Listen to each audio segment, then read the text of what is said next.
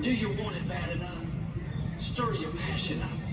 Make this decision. I am not going to live complacent, accepting mediocrity, passive.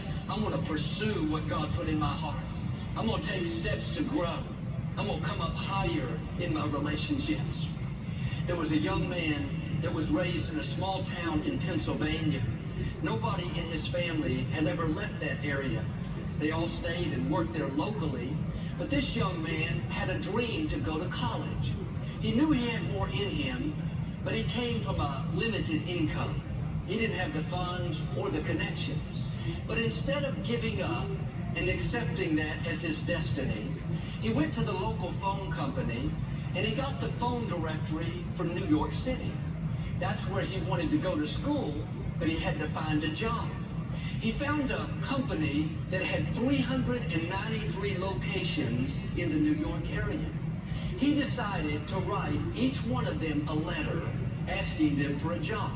He didn't have a computer or a typewriter, but for the next month, he wrote about 15 letters a week telling the company that he would do anything from sweep the floors to clean out the warehouses.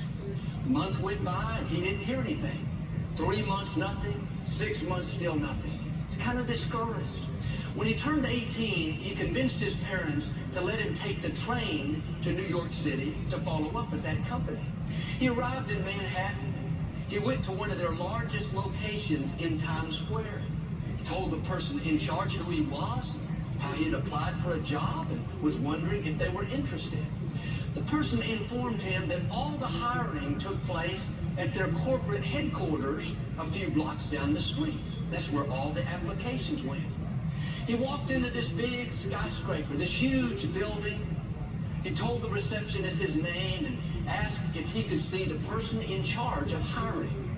She called upstairs and, much to her surprise, they said yes, send him up. He stepped off the elevator. They brought him to this large executive office with big, beautiful windows looking out. He was so nervous, so out of his element. He told the executive, my name is so-and-so, and I was wondering if you received the letter I wrote asking for a job.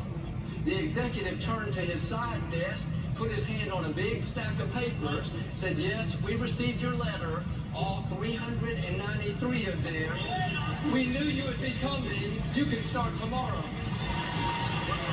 That young man not only worked his way through college, but when he graduated, he became a manager for a whole region of their stores. How bad do you want it? Well, I put in 4 applications. They all turned me down. You have 389 left to go. The difference between a dream and a wish is a wish is something you just hope it happens, but a dream you put actions behind. The scripture says faith without works is dead.